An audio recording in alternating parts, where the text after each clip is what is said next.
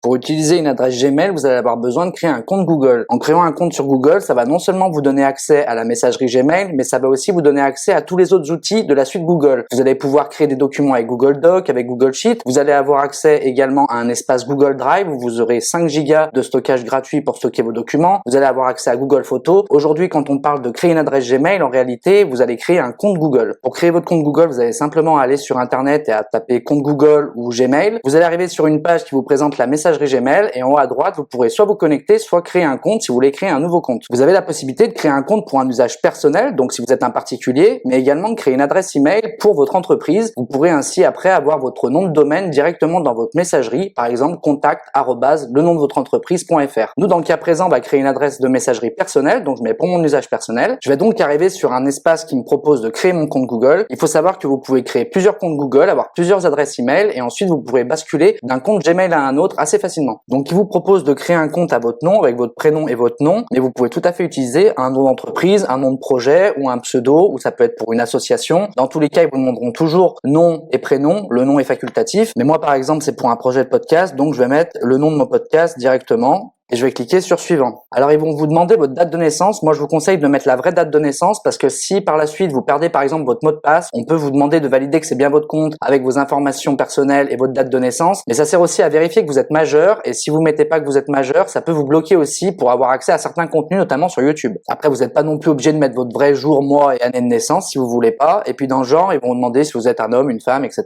Ensuite ils vont vous demander de choisir l'adresse que vous voulez pour votre compte Google, pour votre adresse Gmail. Donc il va vous faire des suggestions, vous n'êtes pas obligé de les accepter. Vous pouvez cliquer sur créer votre propre adresse Gmail. Il faut juste savoir que vous avez le droit d'utiliser que des lettres, des chiffres et des points et que vous pouvez pas avoir deux adresses mail similaires. Donc si vous avez un nom qui ressemble à celui de quelqu'un d'autre, il est possible que votre nom il soit déjà utilisé. Donc vous pouvez essayer d'inverser le prénom, le nom de famille, de mettre un point ou alors vous pouvez rajouter des chiffres. Ça peut être une adresse aussi par département si vous avez déménagé. C'est vous qui choisissez l'adresse Gmail que vous voulez. Choisissez bien puisque par la suite vous pourrez pas la changer. Donc moi je vais choisir un nom avec un point entre les deux mots pour que ce soit plus visible, mais il n'y a pas d'obligation et je clique sur suivant. On va ensuite vous demander de choisir un mot de passe qui est sécurisé avec des lettres, des chiffres et des symboles. Bon bah là il va falloir simplement le taper 2 fois. Donc ensuite il va justement vous demander une adresse email de récupération, c'est-à-dire que si vous perdez le mot de passe ou si quelqu'un par exemple vous pirate l'accès ou pour X raison vous n'avez plus accès à votre compte Google, il va pouvoir vous envoyer la procédure pour renouveler votre mot de passe pour récupérer votre adresse Gmail. Donc c'est pour ça qu'il vous demande d'ajouter une adresse email de récupération. Donc vous pouvez mettre soit votre adresse email actuelle, soit l'adresse d'un ami si par exemple vous n'avez pas encore d'adresse email. Mais de cette façon, si un jour vous avez un problème, ils vous enverront toutes les informations sur l'adresse email de récupération. Ils vont également vous demander d'ajouter un numéro de téléphone, donc c'est pareil, vous pouvez ignorer cette étape. Moi je vous conseille quand même de la mettre. Vérifiez que c'est bien vous qui vous connectez à votre adresse email, à votre compte Google. Ils vous demandent parfois votre numéro de téléphone. Ils peuvent par exemple vous afficher 3 codes à l'écran et ils vont vous demander de cliquer sur votre téléphone portable sur le même numéro qui s'affiche à l'écran pour vérifier que c'est bien vous et que vous avez bien accès à votre téléphone, à votre ordinateur. Donc c'est une sécurité. Donc moi je vous conseille de mettre votre numéro. Et ils vont ensuite vous envoyer un code par SMS que vous aurez juste à rentrer pour valider que c'est bien votre numéro de téléphone, que vous n'êtes pas trompé. Encore une fois, vous pouvez ignorer cette étape, mais si vous le faites maintenant, au moins c'est fait. Ils vont ensuite vous proposer de sélectionner des paramètres pour choisir votre confidentialité, les paramètres de votre compte Google. Moi, je vais mettre choisir en une étape, c'est plus simple. Je mets suivant. Ils vont me demander est-ce que je veux conserver mon activité sur le web, donc mon historique sur YouTube, mon historique de recherche. Est-ce que je veux personnaliser les annonces publicitaires? Tout ça, vous pourrez le changer par la suite dans votre compte Google, mais ça vous permet déjà en une seule fois de pouvoir tout valider. On ira voir un peu plus loin dans la vidéo comment on peut régler ça, notamment si vous voulez garder votre historique YouTube ou non. Donc je vais mettre tout accepter et je mets confirmer. Je peux lire si je veux les conditions générales d'utilisation de Google, mais j'ai juste à mettre j'accepte et ça valide la création de mon compte Google. Donc c'est l'espace de travail de Google sur lequel vous retrouverez notamment votre compte Gmail. Dernière étape, il vous propose d'activer les fonctionnalités intelligentes de Gmail, de Google Meet par exemple. Donc ça change pas grand chose, mais vous allez pouvoir par exemple catégoriser vos emails automatiquement. Moi je vais lui mettre que je veux activer les fonctionnalités intelligentes, mais ça n'a pas une grande incidence et on peut encore une fois le changer par la suite. Je vais mettre suivant. Les paramètres du compte ont été changés. Il me demande d'actualiser Gmail. Donc je viens de terminer la configuration et la création de mon compte Google.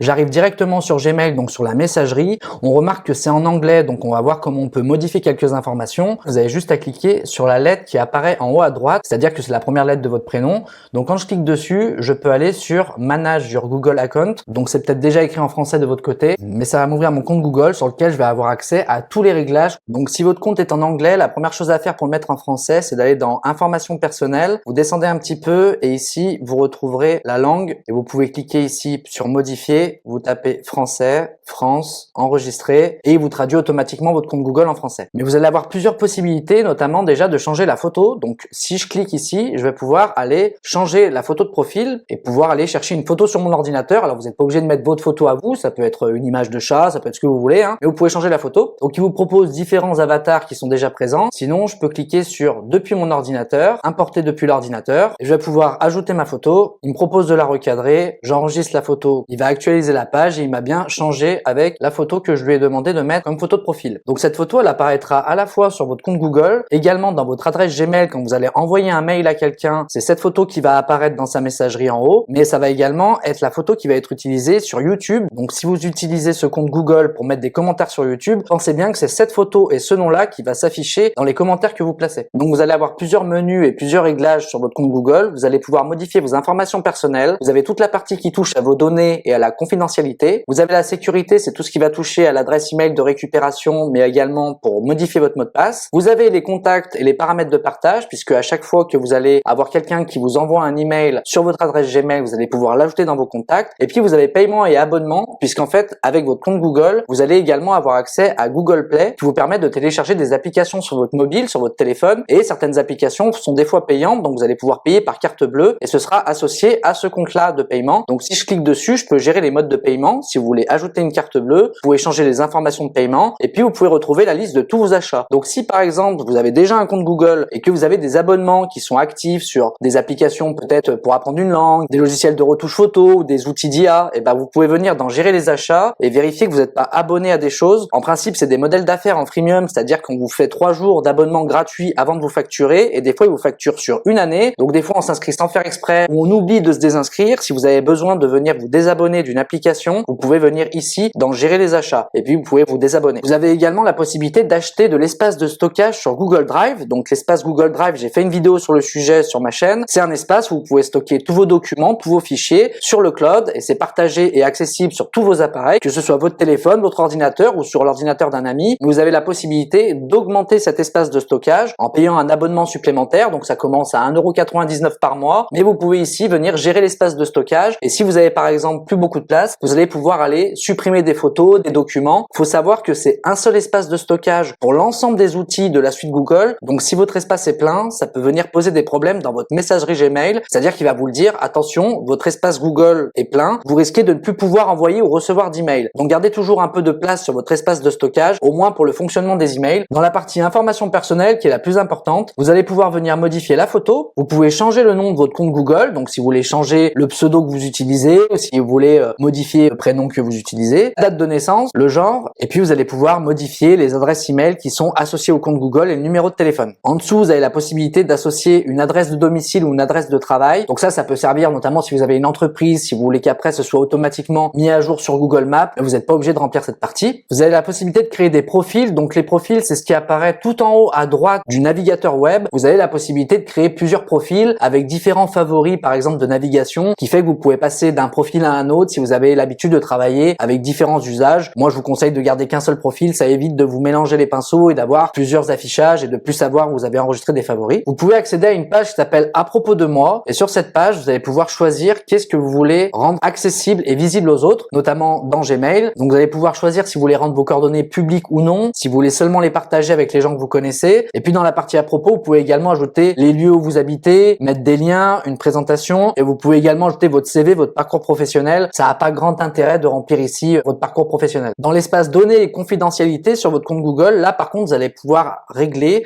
comment vous avez envie que Google utilise vos données. Est-ce que vous voulez garder une trace des activités que vous avez faites? Est-ce que vous voulez garder notamment l'historique de recherche, l'historique sur YouTube? Et donc ici, vous avez juste à cliquer sur une partie et puis vous allez pouvoir activer ou désactiver certaines fonctionnalités. Par exemple, si je veux pas que mon activité sur le web soit conservée, je veux pas garder l'historique, je vais pouvoir cliquer pour le désactiver. En sachant que bien entendu que Google conserve vos données, mais c'est plus pour vous en fait. Est-ce que vous voulez garder une trace de l'historique? Est-ce que quand vous regardez des vidéos YouTube, vous voulez que les vidéos que vous avez regardées apparaissent dans un historique ou non. Ça peut être pertinent si vous êtes plusieurs à utiliser un ordinateur et que vous n'avez pas envie que vos enfants ou qu'une personne avec qui vous vivez ait accès à votre historique. Vous pouvez ici venir désactiver l'historique YouTube par exemple. Mais ça, encore une fois, c'est vous qui décidez. Ce qui peut être intéressant par contre, c'est de désactiver les trajets Google Maps, ou à l'inverse, ça peut être intéressant. Si vous utilisez Google Maps, c'est-à-dire le GPS du compte Google sur votre téléphone par exemple, il va pouvoir vous garder en fait comme un planning tous les endroits que vous avez visités heure après heure, à quel moment vous avez pris le train. Donc c'est un petit peu flippant quand on voit à quel point on est fiché, comme on est suivi, mais après c'est à vous de voir si vous voulez garder l'historique de vos trajets ou si vous préférez garder ça confidentiel et garder ça pour vous. De la même manière, vous allez pouvoir aller choisir si vous voulez activer vos préférences publicitaires pour qu'ils vous mettent des annonces qui sont ciblées sur vous,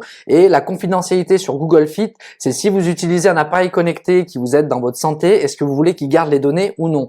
Donc ça dépend de votre rapport à la confidentialité, c'est vous qui décidez si vous voulez activer ou non ces fonctionnalités ou les désactiver. Dans l'onglet sécurité, vous allez avoir la possibilité de venir changer votre mot de passe, et puis vous allez également voir tous les endroits où votre compte Google est activé. Mais donc ici, vous pourrez voir tous les endroits où vous êtes connecté avec votre compte Google sur tous les appareils. Vous pourrez voir également si quelqu'un utilise votre compte, et donc vous pouvez examiner l'activité liée à la sécurité, et ça vous permet de voir en fait l'historique de toute la connexion. Et si vous remarquez une activité qui est inhabituelle, vous allez pouvoir le signaler à Google qui va vous lancer une procédure pour modifier votre mot de passe et qui va déconnecter les comptes sur tous les appareils. Si par exemple je clique ici nouvelle connexion sur Mac, je peux vérifier que c'est bien mon ordinateur et que je suis pas connecté avec ce compte Google sur un autre ordinateur. Si c'est pas moi, je peux cliquer sur non, ce n'est pas moi, sécuriser mon compte, et il va lancer la procédure de remise à niveau du mot de passe. Sinon, je peux cliquer oui, c'était moi, et de cette manière, je valide toutes les activités qui sont sur mon ordinateur. Donc ça, c'est pratique parce qu'on peut se déconnecter à distance. Si on s'est connecté sur l'ordinateur d'un ami ou d'une administration, on peut à distance venir se déconnecter. Vous pouvez choisir d'activer ou non la validation en 2 étapes, c'est-à-dire qu'à chaque fois que vous allez vous connecter, il va envoyer un code sur votre téléphone. Alors c'est mieux pour votre sécurité, mais ça peut être aussi une grosse perte de temps si à chaque fois que vous allez sur Gmail pour lire vos mails, il faut recevoir des SMS pour cliquer sur le code. Donc ça, c'est à vous de voir. Est-ce que votre compte, vous allez l'utiliser dans un contexte qui est un peu privé, professionnel, ou est-ce que c'est juste un compte comme ça? C'est à vous de voir si vous voulez activer la validation en 2 étapes, comme sur beaucoup d'applications qui sont en ligne aujourd'hui. Et vous avez la possibilité de changer votre mot de passe. Donc pour changer le mot de passe, il va vous demander de confirmer l'identité en saisissant le mot de passe actuel, et ensuite il vous proposera de mettre un nouveau mot de passe. Et puis dernier onglet sur l'espace Google, vous allez pouvoir créer un groupe familial. Donc si vous êtes plusieurs, vous pouvez créer un groupe pour votre famille et vous partager des informations, et vous allez avoir accès également ici à tous vos contacts. Donc vous pouvez ajouter vos contacts sur votre téléphone, ou ça peut simplement être les mails que vous avez reçus sur votre messagerie Gmail. Vous les retrouverez ici dans Contacts et ça vous fait une base de données de tous vos contacts, ce qui est assez pratique si notamment vous perdez un jour votre téléphone. Vous pouvez retrouver vos principaux numéros dans l'espace Google Contact qui est accessible en ligne sur un ordinateur. Vous pouvez également gérer le partage de position. Vous pouvez partager avec Google Maps à un ami, on se retrouve à tel endroit. Vous allez pouvoir partager les coordonnées GPS à une personne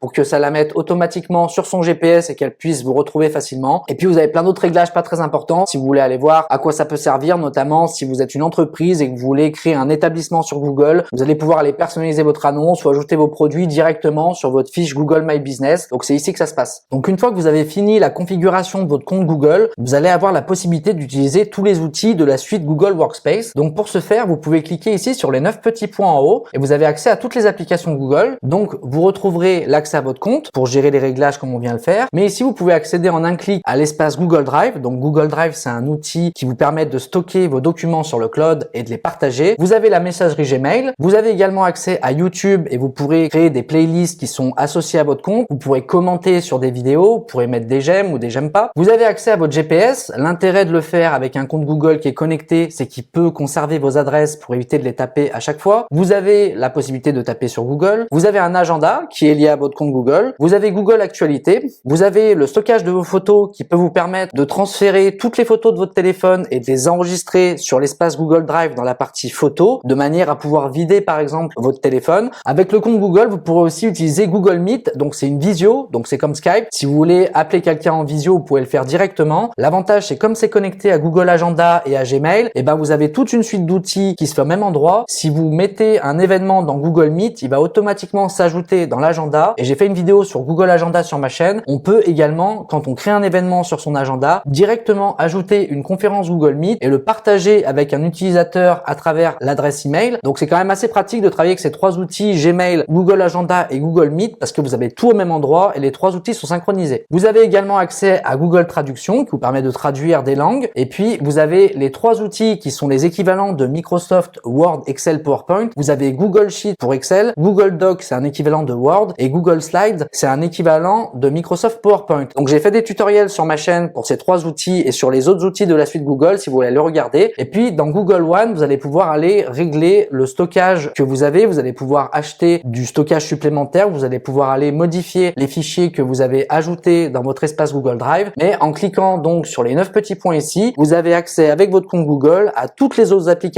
Et donc c'est assez pratique parce qu'on peut en un clic passer de son adresse email à son espace de stockage, à YouTube, à son Google Maps. Donc c'est vrai que pour ça, Google est assez pratique et vous aurez la possibilité de modifier comment vous voulez que ça s'affiche. Donc si par exemple vous utilisez Google Sheet, vous pouvez tenir appuyé puis vous allez pouvoir déplacer les icônes comme ça. Donc vous êtes libre d'organiser un peu cet espace comme vous voulez et ça vous permet d'accéder en un clic à tous ces outils-là. Et puis dans une prochaine vidéo, je vous ferai un tutoriel sur Gmail puisqu'en principe, quand on crée un compte Google, c'est qu'on veut avant tout créer une adresse Gmail. Donc pour configurer l'adresse Gmail, je vous montrerai tout dans la prochaine vidéo qui s'affiche maintenant à l'écran.